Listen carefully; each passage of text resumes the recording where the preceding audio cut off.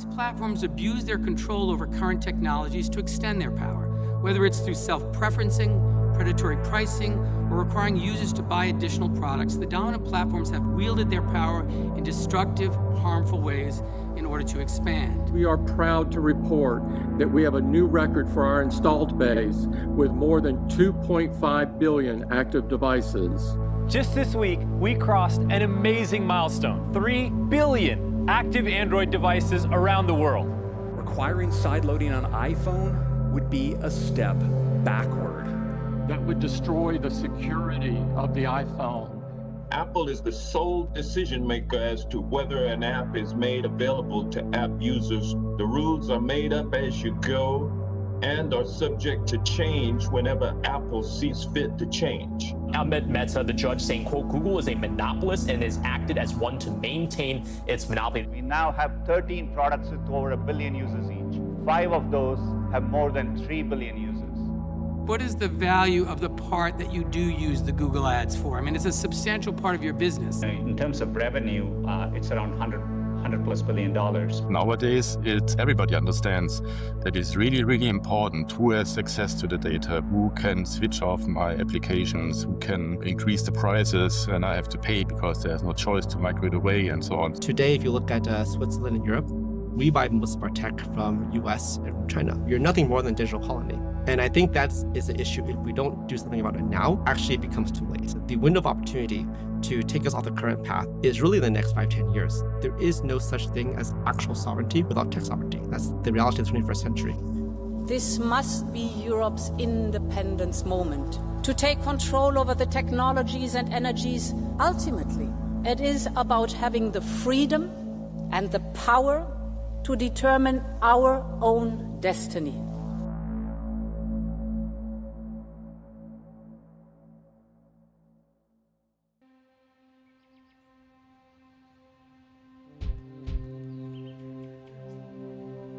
Originally, as we launched the Jolla Phone, you believed, many of you who were there, in Narenkatori even and original Jolla customers, you were forerunners, really believing like us that there needs to be more privacy, there needs to be more respect to the users. Back in 2013, 14, and so forth, we sold a couple of 100,000 Jolla phones in those days.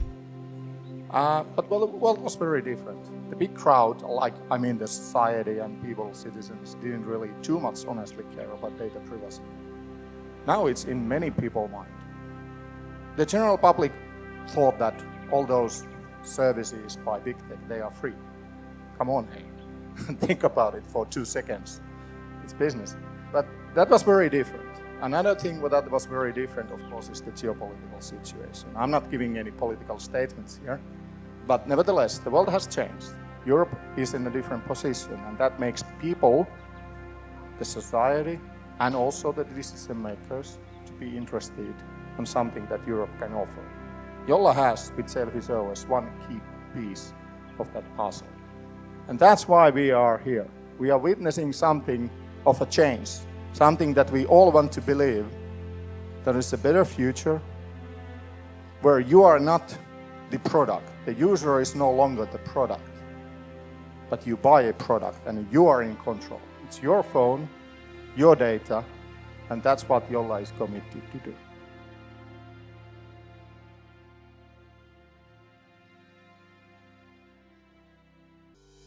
"13 years ago, Jolla shipped its first phone. And with it, Sailfish OS. Gesture-driven, carrying the torch from Nokia's MeeGo, and years ahead of its time. Back then, it had company. Windows Phone, Firefox OS, Ubuntu Touch. For a moment, there was actually a choice. One by one, they threw in the towel. The world just wasn't asking for an alternative yet, and they didn't have the will to see it through. Jolla didn't quit. Through lean years, an automotive arm called Seafarix, and community devices and ports, it kept Sailfish alive. It kept the dream alive. And slowly, the world has started to come around. Data sovereignty, buy European, a real distrust of big tech. The things Jolla was betting on before any of it was fashionable. So here we are, their first true flagship in 13 years. The wait is over. The only question left is, was it worth it? Let's find out.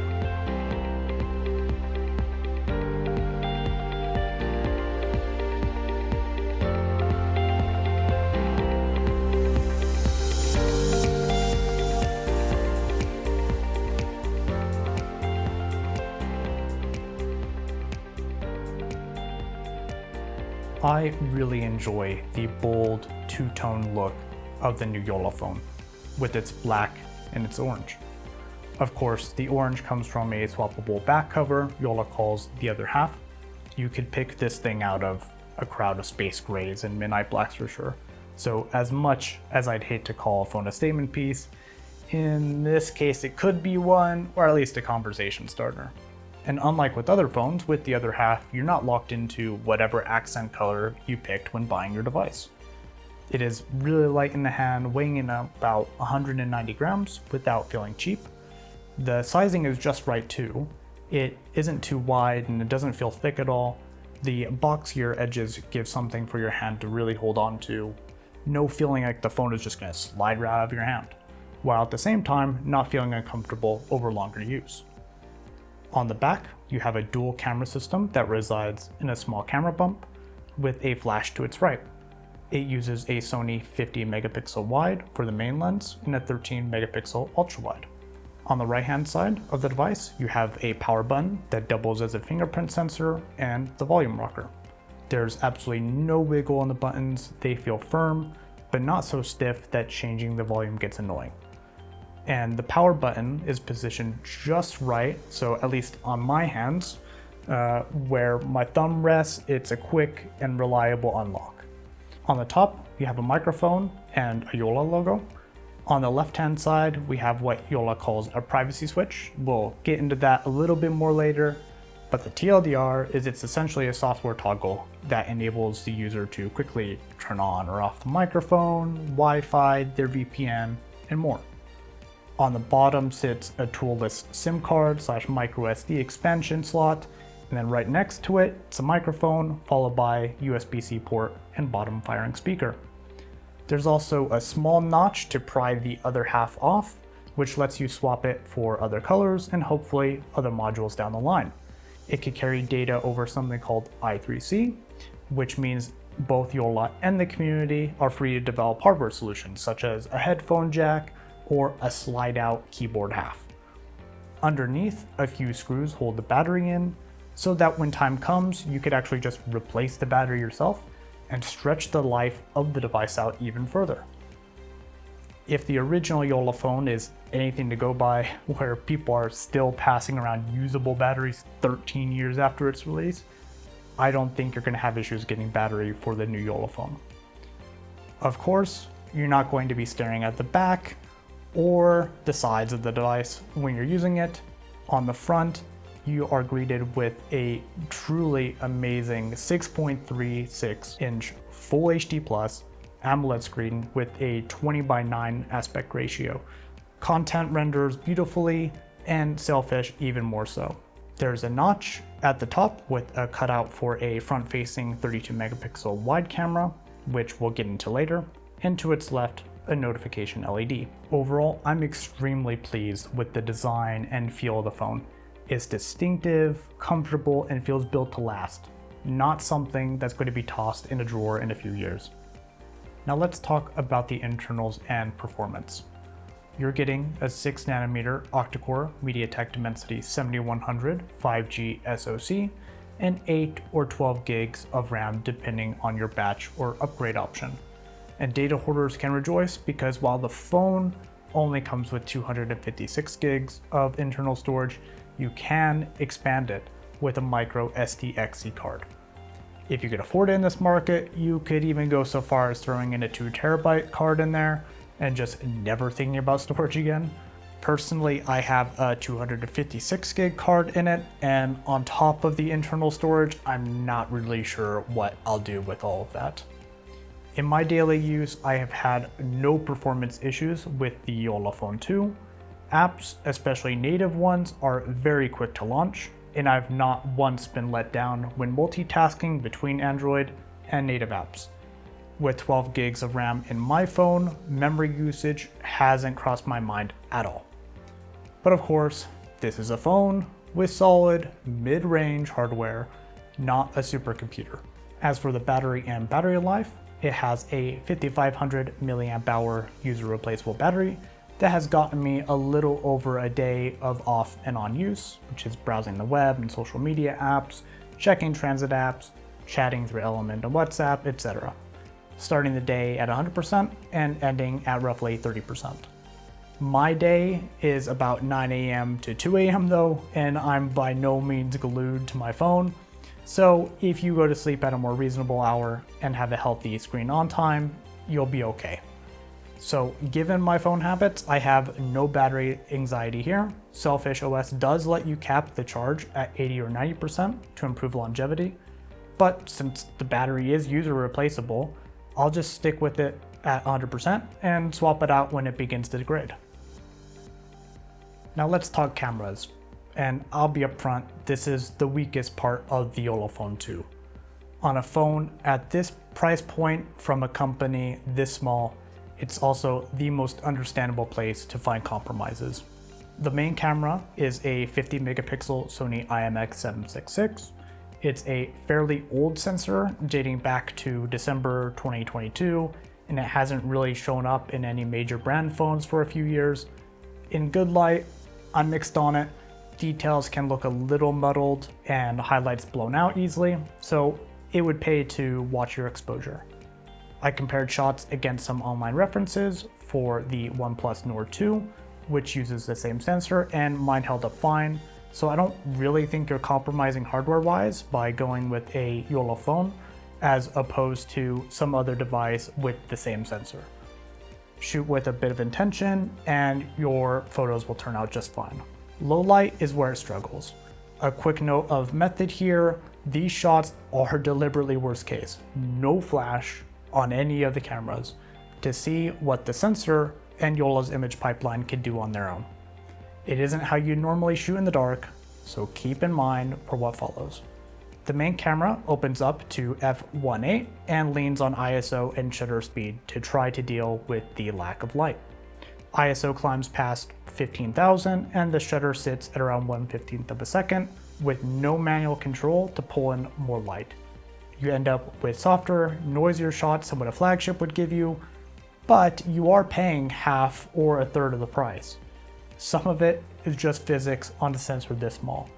Even on a high-end, full-frame mirrorless camera like the one I'm using, you lock off your shot and you take a long exposure. That said, I'm not convinced they're doing any sort of automatic multi-exposure HDR to improve dynamic range and image quality, so go in with tempered expectations. The ultra-wide is a Sony IMX214 from 2014. It looks okay for what it is. The colors are a bit washed out in good light, but you could see that with a bit of editing, you could get some shots that look fine. Just don't go pixel peeping. In terms of low light, it's almost unusable in low light, so stick with the primary if possible. The 32 megapixel front camera, which is a Sony IMX616, is perfectly suitable for what most people are going to use it for. In decent light, it handles video calls well. In low light, it unsurprisingly falls apart. Lots of noise, and the white balance is hilariously off and makes me look as red as a beetroot. Now you normally want to shoot facing the light, but it had a hard time focusing and handling the exposure differences from that angle, so this is your one selfie. However, my bigger concern is not image quality, it's reliability. Focus is slow and inconsistent, and from tapping the shutter to actually capturing, it ranged from instant to a few seconds, and then once in a while it would just miss the shot entirely, especially with a person in frame. Jolla says that the cameras aren't fully tuned yet and that it's seeing quote-unquote lower than expected performance. So this is exactly the kind of thing the software can fix, and I hope it does. One smaller wish while they're at it, raw capture. There's none, so those washed out ultra wide shots are stuck as JPEGs to fix up. Nothing haze removal and boosting saturation and mids can't fix. but RAWs would help. Video recording isn't that bad, at least with the primary sensor. Videos get recorded at 2K, specifically 2560 by 1440, so 16 by 9 rather than the 4 by 3 of the photos.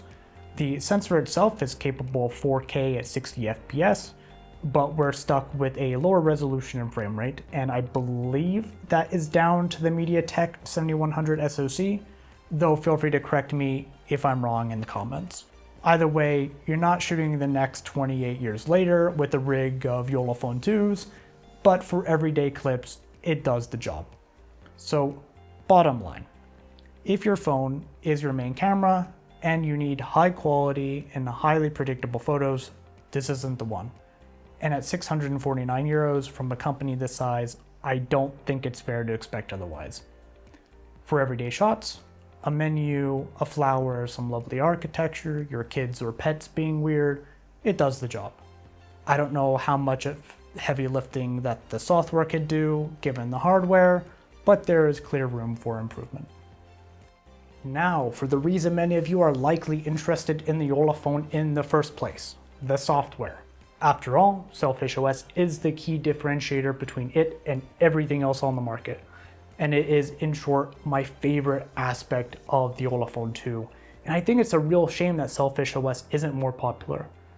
Now, there is enough to talk about with regards to Sailfish OS that it warrants a dedicated video, but I'll summarize some of the key aspects of it into the following for those unfamiliar with this mobile operating system or simply need a refresher. 1. What Sailfish OS is and isn't. 2. General user experience of Sailfish OS. 3. Some strengths and weaknesses of Sailfish OS. And 4. App availability and compatibility. So, what is Sailfish OS? In short, it's a Linux-based mobile operating system built in Europe by Jolla right here in Finland, and going toe-to-toe with Android and iOS even if they're fighting in different weight classes. It's the spiritual successor to Nokia and Intel's MeeGo, the OS that ran on devices like the Nokia N9 before Nokia jumped ship to Windows Phone, and it's been on phones since 2013. It's also one of the very few independent mobile operating systems left, sitting alongside similarly heroic efforts from the likes of Purism's PureOS and Postmarket OS. But in my opinion, Sailfish OS is the most daily drivable of the bunch. Now, it can run Android apps, and it even borrows device drivers written for Android. However, it is not based on Android, and it is not a de-googled Android ROM either. And, to be honest, it's not a mass market, ultra-polished experience. There are rough edges, but they come from building Sailfish OS over a decade on a fraction of what those giants make in a quarter. And I'll cover some specifics under strengths and weaknesses. But let's start where every phone starts. Setup. Now, I don't know about you, but I think this is a part where everyone dreads. You need an Apple or a Google account, you have to accept a wall of terms and services where your data is being sent to who knows what and you're agreeing to who knows what. You're getting force-fed assistant apps, prompted to pick a search engine and your default apps, and only then can you actually do phone things like make phone calls. On Sailfish, you're not gated by account sign up and log in to use your phone. You charge it, you turn it on, and you start using it. A Jolla account is only needed for two things: downloading from Jolla's own store and getting Sailfish updates. But you don't even have to use Jolla's own app store. Most developers put the same app, sometimes even a more capable version, on community stores too.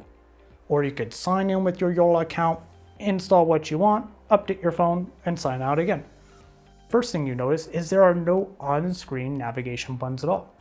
Sailfish has been fully gesture-driven from the start, years and years before Android and iOS went in the same direction, and it commits to it completely. The onboarding experience offers to jump you into a tutorial to teach you all this, so don't worry if you feel lost, but the gist is pretty simple. You swipe in from either edge, and the app you're in minimizes to the home screen. You swipe up from the home screen for the full app grid, swipe from the left on the home screen to access the events and notifications view, swipe down from each corner to close an app, And another nice touch is going back within native apps doesn't mean reaching for a screen edge. The back swipe typically works from anywhere in the app. The home screen itself is your multitasking view. Your apps live there as covers, which are like little live tiles instead of static icons, and some are interactive, like opening a new tab in the browser or skipping a track from a media player's cover. Then there's ambiances for styling Sailfish and native apps. Pick a wallpaper or a color, and the whole UI, apps, the accent colors, even ringtones shift to match. Android actually eventually implemented something similar to this called Material U, but Sailfish has had this from the start. Now overall there's a small learning curve, but the gestures turn into muscle memory fast, and after that moving around the phone just feels so effortless. And no mobile operating system is perfect, so let me run through some of the highlights on both sides. Starting with the strengths. The biggest one is privacy and really data sovereignty. Jolla doesn't harvest or sell your data. But the part I appreciate most is that a Jolla phone doesn't lock you into anyone's ecosystem. Because Sailfish is built on open standards, you can point it at your own infrastructure. Out of the box, there's account support for open standards like CalDAV and CardDAV plus Nextcloud, so your calendar, contacts, and backups sync to a piece of infrastructure or a server that you control instead of a big tech cloud environment. And the community fills in the rest, with SyncThing for your documents or Image, a self-hosted alternative to Google Photos for your pictures and videos. If owning your data actually matters to you, few phones make it this straightforward. And paired with Jolla Phone 2 specifically, there's also the privacy switch. From Sailfish's settings, you decide exactly what it does. Cut the microphone, disable location or Bluetooth, flip to silent, or turn on your VPN. On top of that, this is a real Linux system underneath. Flip on developer mode and you've got a terminal, and you could even access the device over SSH. It's your device to tinker with in ways that Apple and Google certainly don't allow. And then there's the community, a small but passionate group where you could talk directly to fellow users and even Jolla's own developers. On the weaknesses side, the big one for me when I originally switched back on the Jolla C2 was no tap to pay. Building that out is expensive, heavily regulated, and a lot of work, and Jolla simply hasn't had the resources to take it on. So if contactless payment is a must-have for you, that's worth knowing going in. It ended up being a minor inconvenience until I got used to it, and then just continued with using my card as normal. After that, it's mostly missing conveniences you'd expect coming from Android or iOS. For example, there's no automatic nightlight to warm the screen in the evening, no color emojis without getting into the whole notion of patching Sailfish OS to support that, or voice to text in the keyboard, and no scheduled bedtime mode, which is important for me because I like it to dim the screen and flip on Do Not Disturb. Some of the default apps are bound to be missing features, but I have to say none of them in my experience have been deal breakers. So the weaknesses here are mostly things that are missing rather than things that are broken. And the strengths are the sort that you'd be hard pressed to find anywhere else. Now let's talk apps, because it's the first thing everyone asks about. And the good news is you don't have to jump straight to Android apps. Sailfish has its own native ecosystem, apps written in Qt with Jolla Silica toolkit, so they look and feel like the operating system. A few worth calling out: Pure Maps for navigation, Whisperfish for Signal, Tutor for Mastodon and PixelFed, plus of course Jolla's own email, calendar, browser, and media apps. You get apps from 3 places: the official curated Jolla store, open repos, the long-run community repository you could browse through an app called Storeman, and Chum. I'll cover all those though in a separate video. Of course, sometimes there isn't a native equivalent, and for that there's opt-in support for Android apps through Jolla's App Store. For Android apps, you could install the privacy-respecting Google Play client called Aurora, and that enables you to install apps privately through Google Play without signing into a Google account. If it isn't pre-installed after setting up Android app support on your phone, you could get it directly from the Jolla store. Now, many Android apps expect Google's proprietary Google Play services to be present. Without getting too into the weeds in this video, Sailfish uses MicroG, an open source re-implementation of those same Google APIs. The TLDR is it gives apps what they expect, just with an open source stand-in. It'd be like swapping out different pieces like the embedded Google Maps for alternative like Maps Libre. As of Sailfish OS 5.2, the version on Jolla Phone 2, MicroG is enabled by default, without the manual setup hoops you had to go through with older Sailfish releases. So right out of the box, running an Android app could actually be more private than running it on Android itself. Something I see get asked a lot is, does it run my banking apps or my ID app? And there seems to be this misconception spread online that Sailfish OS just universally doesn't. And while of course it'll vary from app to app, the situation is better than you think. At the very least, all the major banks here in Finland work. In the case of ID apps, a notable example of one that does is the Swedish Bank ID app. There's a pretty comprehensive list on the forums that I'll have linked in the description, so be sure to check that if you're unsure. Where it gets dicey is apps that check for certain security settings, like lock screen methods or run strict integrity checks, Google Play integrity or safety net, which can refuse a non-standard Android environment. That last part isn't unique to Sailfish. Graphene OS and EOS both fight the same sort of cat and mouse game, and an app today that works can break tomorrow. If one specific app is critical to you, my suggestion is to check the Sailfish OS forums. And as consumers, we should be vocal about these practices. A lot of this device integrity gatekeeping is just security theater, done for the appearance of security more than any actual real benefit to you or me. And we shouldn't let these companies pushing it or the developers playing along off the hook. Consumers should be free to choose more privacy-respecting options for the devices without being locked out of important day-to-day apps. Now, the ecosystem isn't all sunshine and rainbows. Biometric login inside Android apps isn't supported. Android apps that need to spin up their own Wi-Fi network for faster data connectivity, most notably camera apps for mirrorless cameras like Canon and Nikon, can't do that yet. And a few other categories like native apps for video calling either have no alternatives or a limited selection. But native first with app support as a fallback covers how I actually use my phone. In summary, if I were to take a look at the whole app ecosystem, I would say that the chances are pretty high that you will have a good user experience. Now, setting up those third-party stores can be a bit of a hassle, especially for those that aren't technically minded, but the out-of-the-box Jolla store and Aurora store should get you most of the way there, and then you can sort of decide in your own time whether or not it's worth setting up the others. So, is the Jolla Phone 2 worth it? Honestly, it's a lovely device. The design is distinctive and built to last. Sailfish OS is just a dream to use. Private by default, gesture-driven, and yours to actually own and tinker with. I mean, it's not perfect. The cameras, they're a weak point, and there's a few inconveniences. Only you could decide if those compromises are a deal breaker. If you depend on flawless cameras or tap to pay, this isn't for you. But if you'd rather own your device and keep your data your own, this is one of the few phones that actually gives you that choice.